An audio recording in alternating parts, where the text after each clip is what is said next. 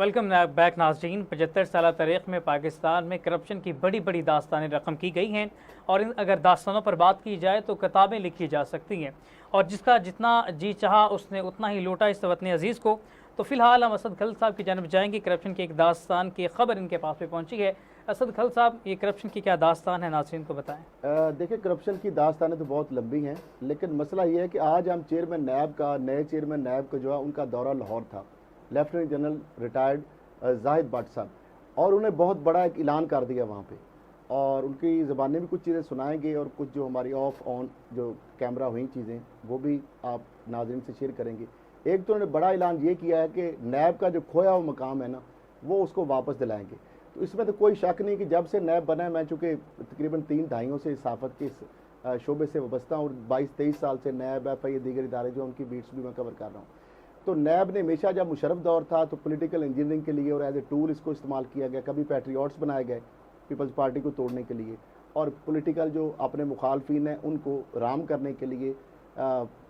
مشرف وفا اس کو یعنی کرنے کے لیے وہ رام کیا گیا۔ اور کبھی ہمایوں برادران کے اوپر جب نیب میں، چونکہ ان سارے آئی وٹنس ان واقعات کا، جب گاڑیاں چل پڑی تھی اور شوگر سکیمز کے حوالے سے، تو وہ چونکہ الائز تھے تو ان کو عین وقت میں روک دیا گیا۔ جب چیئرمین اس وقت کے لیفٹیننٹ جنرل شاہد عزیز نو ڈاؤٹ ایک ویری پرنسپل تھے، انہوں نے پھر ریزائن کر دیا کہ اگر نیب میں آپ نے یہ کرنا ہے۔ اس کے بعد پھر آپ نے دیکھا جب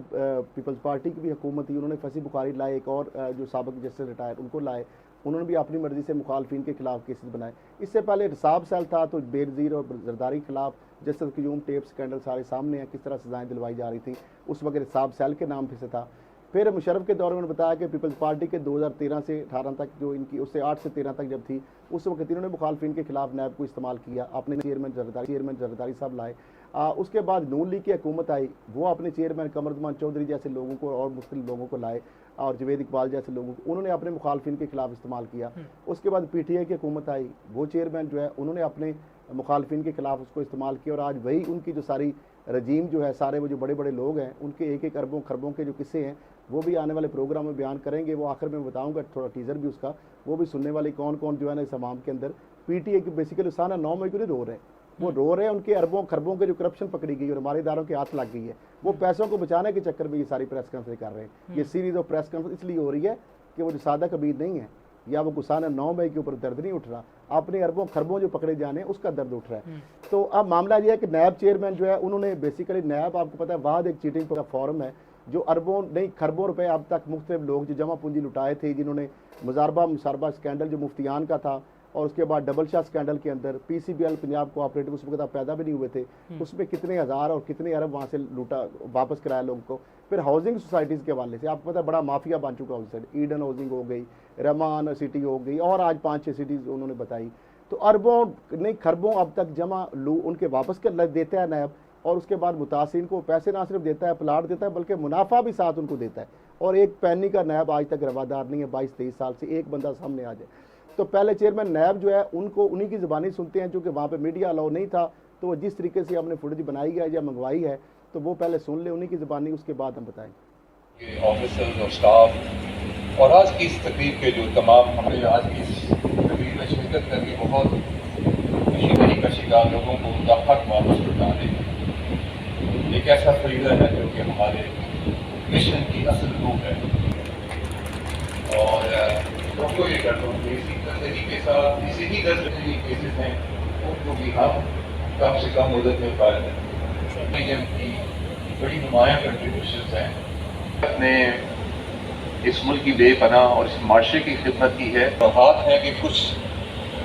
پچھلے چند سالوں میں کچھ ایسا عمل دخل بڑھا دیا جس سے جس کی نشاندہی ہماری سول سوسائٹیوں نے بھی کی، اور اس میں کئی حد تک حقیقت بھی تھی،